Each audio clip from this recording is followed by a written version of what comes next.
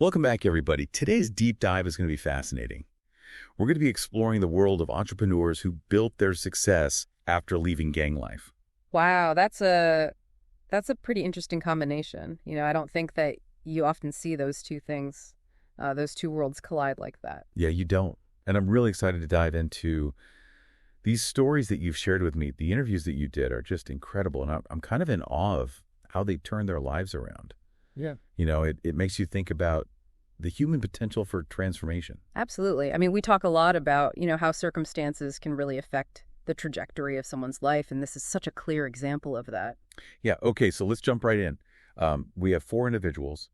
Ryan Blair, he built six multi-million-dollar companies before the age of 30. Wow.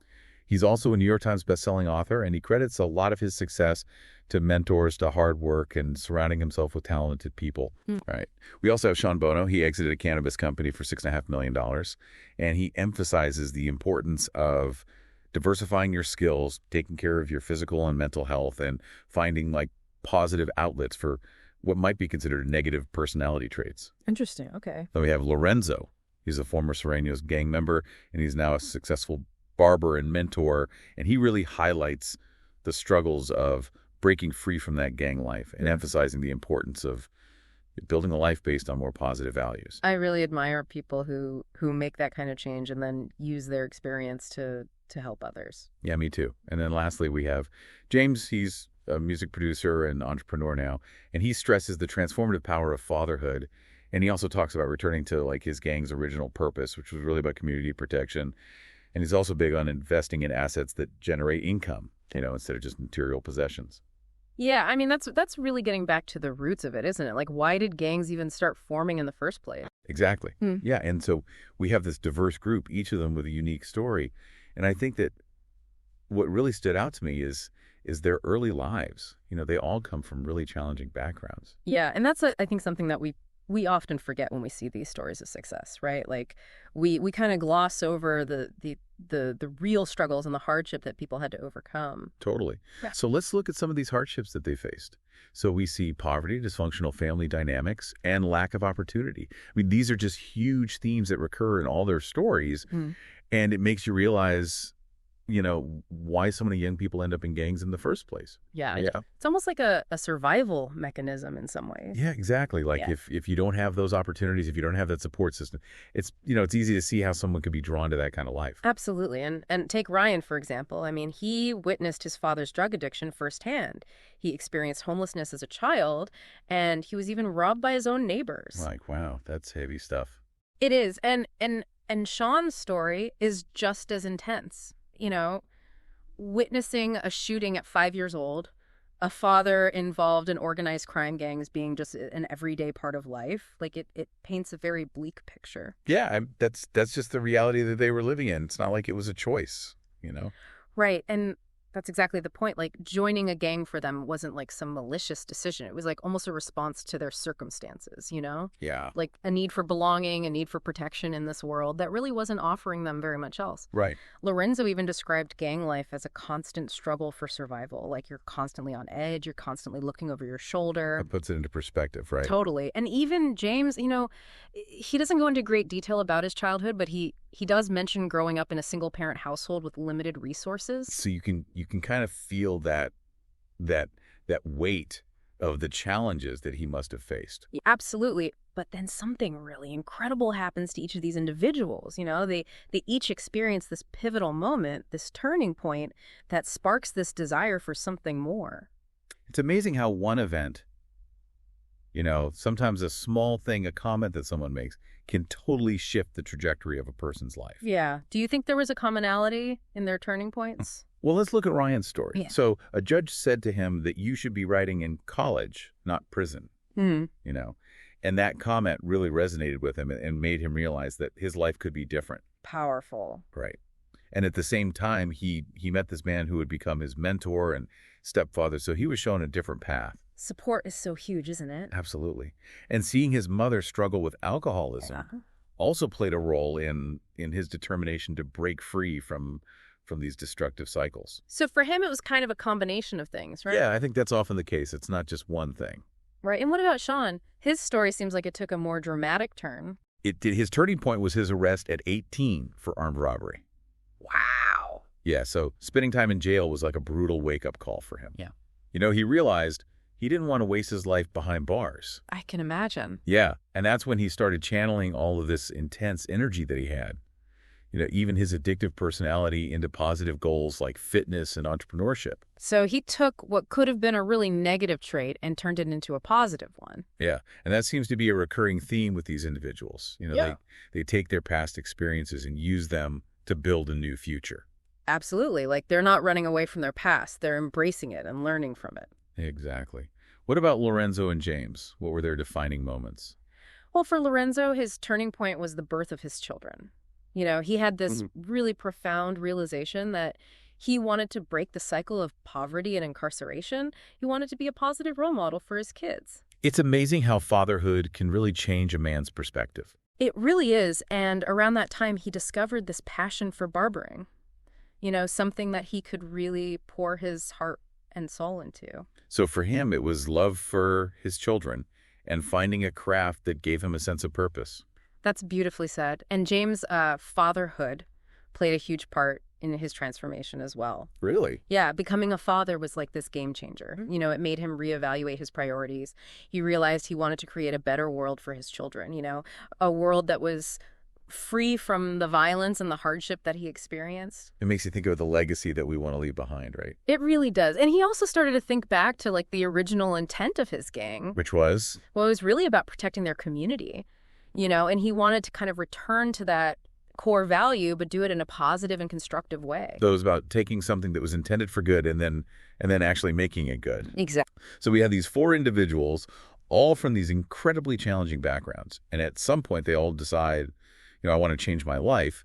But how do they go from being gang members to successful entrepreneurs? Like, their lives sound like they're straight out of a movie. Right. It's really remarkable. So what were their journeys like?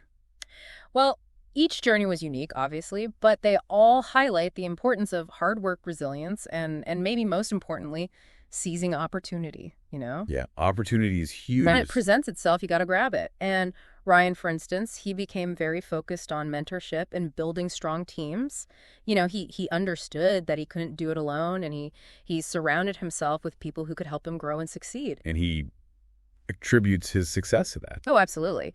He said that learning from experienced individuals and recognizing the power of collaboration was crucial to his rapid success. That's smart. Recognizing your own limitations and finding people who can help you bridge those gaps. Right. And now Shum took a bit more of an unconventional approach, wouldn't you say? Yeah, definitely. He was all about physical and mental health. And he drew inspiration from some pretty surprising sources, like the Amish. The Amish. I am intrigued. Yeah. He believes in diversifying your skill set and, finding virtuous outlets for what, some people might consider negative personality traits. It's like that berserker energy he talks about. Yeah, exactly. Yeah. So we have these 2 very different approaches so far. One that's very, strategic and team-oriented, and the other that's very much about personal development and finding your own unique path. And we can't wait to dive into the specifics of that in the next part of our deep dive, right? We can't. I'm really curious to hear more about these Amish lessons. Me too. I think we're all going to learn something from that, so stay tuned. It's easy to, kind of get caught up in the romanticized version of these stories, right? But we can't forget the reality of their situation, transitioning from gang life to the business world. It's not just like this simple rags to riches fairy tale. Yeah, there must have been so many challenges. Did they talk about like facing discrimination, or was it hard for people to trust them coming from that kind of background? Oh, absolutely. I mean, that was definitely a factor for all of them. Take Ryan, for example. Even though he achieved success so quickly, he talks about constantly having to prove himself. Mm-hmm. He had to overcome that stigma that's attached to being a former gang member. People were skeptical. They didn't want to believe that he had genuinely changed. I can imagine that must have been a constant battle, especially in the business world, which can be pretty cutthroat. It was, and it wasn't just external perceptions that he had to fight against either. He also talks about these internal struggles that he had, these holes that he was trying to fill with material possessions and this extravagant lifestyle. And he said that actually just made the holes bigger. Right. It's like he was, trapped in this vicious cycle. Achieving success in one area didn't automatically solve all of his personal problems. Yeah, it highlights the fact that, external success doesn't necessarily equal internal peace. It's something I think a lot of people fall into that trap of seeking external validation to try to mask some kind of internal pain. It's so true. And it's something that Sean grappled with as well. Right. He openly talks about his ongoing battle with addiction and this need to find healthier ways to cope with his intense personality. So even with millions in the bank, life's challenges don't just magically disappear. Not at all. They still had a lot of inner work to do, a lot of healing. Now, Lorenzo's challenges were a bit different. He faced the very real obstacles of trying to start a business from scratch with very limited resources and support. Yeah. And he was constantly battling the pull of his old environment, trying to break free from those negative influences. It sounds so difficult, like trying to build this new life while still being tethered to your past. It's a testament to his resilience that he was able to pull it off. And then there's James. One of his biggest hurdles was learning to trust people again. After years of living in this world of paranoia and suspicion, it was a real struggle for him to open up and believe in the good intentions of others. That's such a fundamental human need. To be able to trust. Like it's like he had to unlearn this whole way of thinking. He did. It was a long process of reprogramming, of intentionally choosing to see the world differently. But here's the thing. They all persevered. They didn't let their past define them. That's incredible. They used their experiences, both the good and the bad, as fuel to create something better for themselves and their communities. It's really amazing how they turned adversity into advantage. But I'm curious, did they talk about any specific strategies that they used to kind of navigate the business world, especially coming from such unconventional backgrounds? They did. Each of them kind of developed their own unique approach, but there were definitely some common threads. Okay, like what? Well, Ryan, for example, he was very strategic about building relationships. Oh, wow. He understood the importance of networking, and he actively sought out mentors who could guide him.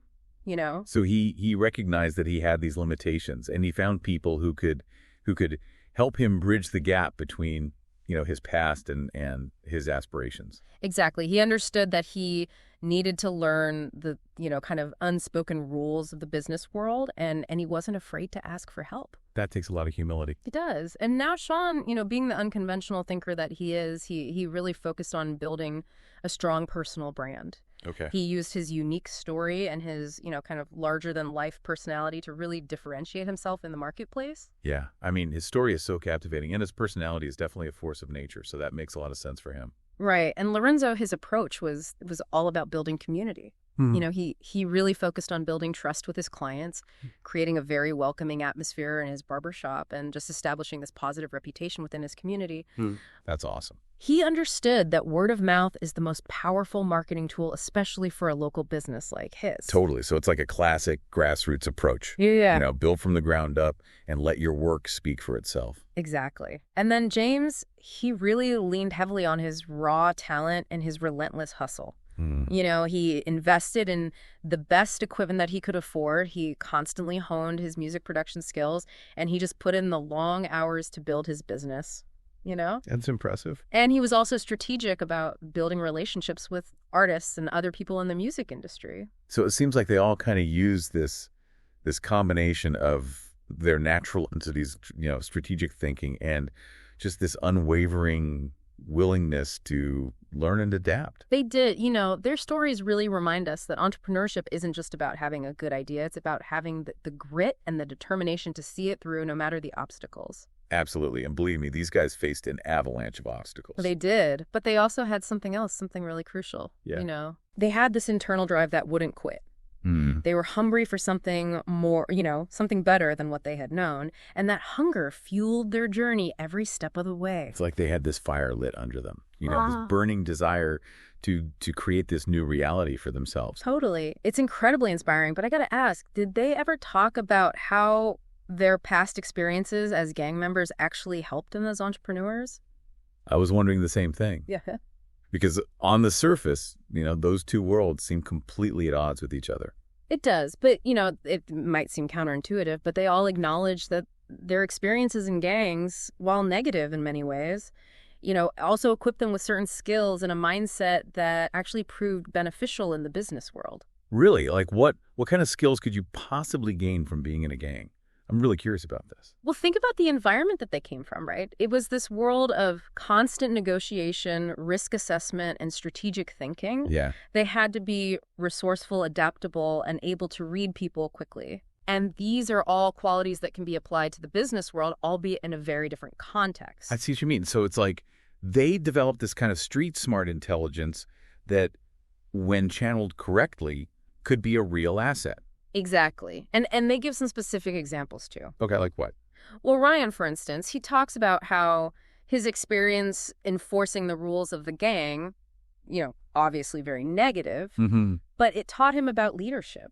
Oh. Albeit in a very distorted sense, Right. He had to motivate people, delegate tasks, and hold others accountable, even if it was through fear and intimidation. So he had like this warped understanding of leadership, but it was still leadership nonetheless. Exactly. And he was able to transform that understanding into something positive, He learned how to inspire and motivate people, not through fear, but through a shared vision and purpose. That's powerful. It is. And Sean, with his berserker analogy, he talks about how navigating these dangerous situations helped him become this fearless negotiator and risk taker in the business world. That makes sense. He was used to operating in these high pressure environments where the stakes were really high, but he had to learn how to channel that energy constructively. Exactly. He had to learn to be a calculated risk taker, not a reckless one. Right. And Lorenzo, he talks about how his experience in the gang taught him the importance of loyalty and building trust. Interesting. Even though he was operating in this negative environment, he understood the value of relationships and reputation. So he took those core values and applied them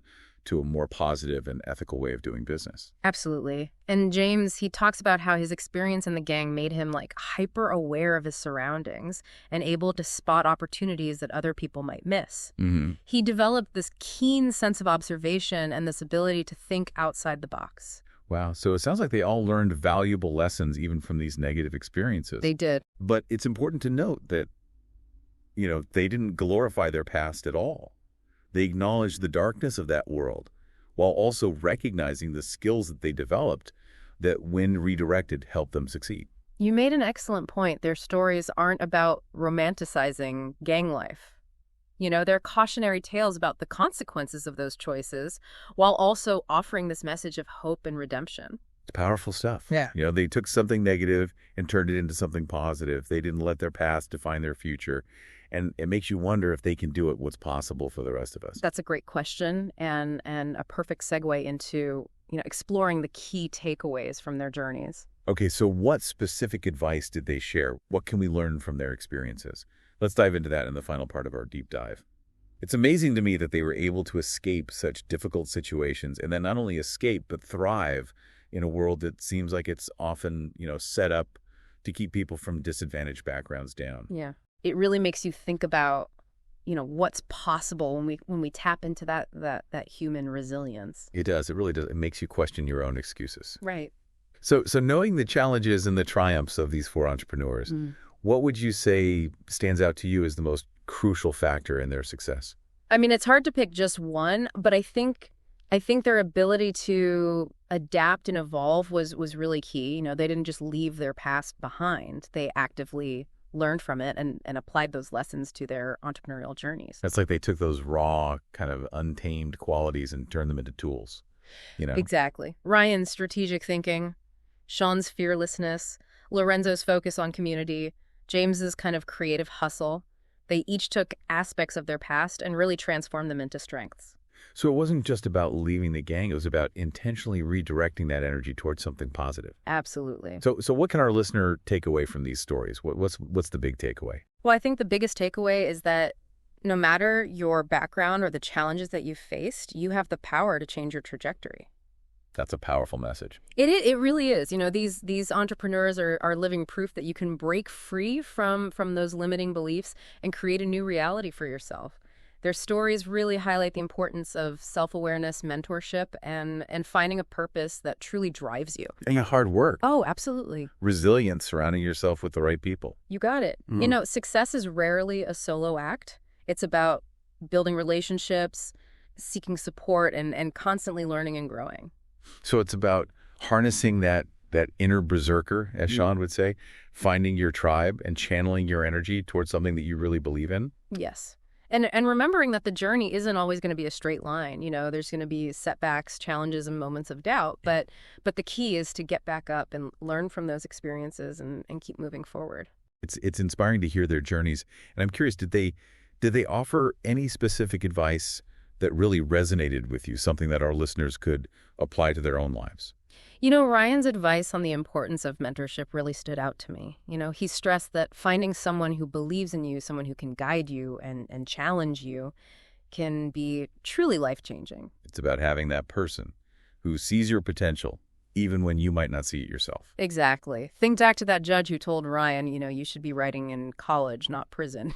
Right. That one comment planted a seed that grew into something incredible. So Right. we all need someone who can speak that kind of truth into our lives. And it doesn't have to be, some formal mentorship, right? It could Right. be a friend, a family member, even someone that you admire from afar, whose work inspires you. Totally. The key is to be open to learning, to actively seek out guidance from those who have walked a similar path or achieved something that you aspire to. Now, what about Sean? Did any of his advice particularly resonate with you? His emphasis on diversifying your skills and constantly seeking new knowledge was something that I took to heart. Okay. He talked about how learning from unexpected sources like the Amish really broadened his perspective and gave him this unique edge. Wait, he learned from the Amish. It is. You mentioned that earlier. Yeah. What exactly did he learn from them, and how did he apply it to his business? Because I'm really struggling to connect those two worlds. So he was really fascinated by their self-sufficiency and their commitment to craftsmanship. Yeah. And he realized that in a world that's increasingly reliant on technology, there's this growing appreciation for authenticity and handmade quality. Okay. And he applied this insight to his cannabis business, focusing on sustainable growing practices and handcrafted products that really stood out in a crowded market. So he took the core values of this seemingly unrelated community and applied it to a completely different industry. That's pretty ingenious. It is. It speaks to the importance of keeping an open mind and being willing to learn from anyone, regardless of their background or lifestyle. Yeah, sometimes those most valuable insights come from the most unexpected places. Exactly. And what about Lorenzo and James? Did any of their advice stand out to you? Yeah. Lorenzo's emphasis on building a positive reputation, both personally and professionally, was really powerful. Yeah. He believes that, your reputation precedes you and it's something that you need to actively cultivate. So it's about walking the walk, not just talking the talk. You got it. Yeah. In his case, it was about showing his community that he had changed, that he was a trustworthy and reliable businessman. What about James? James stressed the importance of focusing on long-term investments rather than short-term gains. He learned the hard way that material possessions don't bring lasting happiness. Right. He encourages investing in things that generate income, like real estate or businesses, and building something sustainable for the future. So it's about having a vision for the future and making choices that align with that vision. Exactly. All four of these entrepreneurs, in their own unique ways, they exemplify the power of transformation, the resilience of the human spirit, and the importance of finding your purpose and pursuing it with passion. Their stories are a testament to the fact that it's never too late to change your life. No matter where you come from or what you've been through, you have the power to create a new reality. And sometimes those most challenging experiences can become the catalyst for the most profound growth. This has been a really insightful deep dive. Any final thoughts for our listeners before we wrap up? I'd like to leave them with this question. What one piece of advice from these entrepreneurs resonated with you the most, and how can you apply it to your own life starting today? I love that. That's a great call to action. It's about taking these stories, these nuggets of wisdom, and turning them into action. It is. It's about recognizing that we all have that berserker energy within us, that drive to create, to overcome, to succeed, and finding a positive and fulfilling way to channel that energy to make a meaningful impact on the world. And on that note, a huge thanks to our listeners for sharing these amazing interviews and inspiring us with these incredible stories of transformation. It's been a pleasure diving deep with you. Until next time, keep exploring, keep learning, and keep pushing the boundaries of what you believe is possible.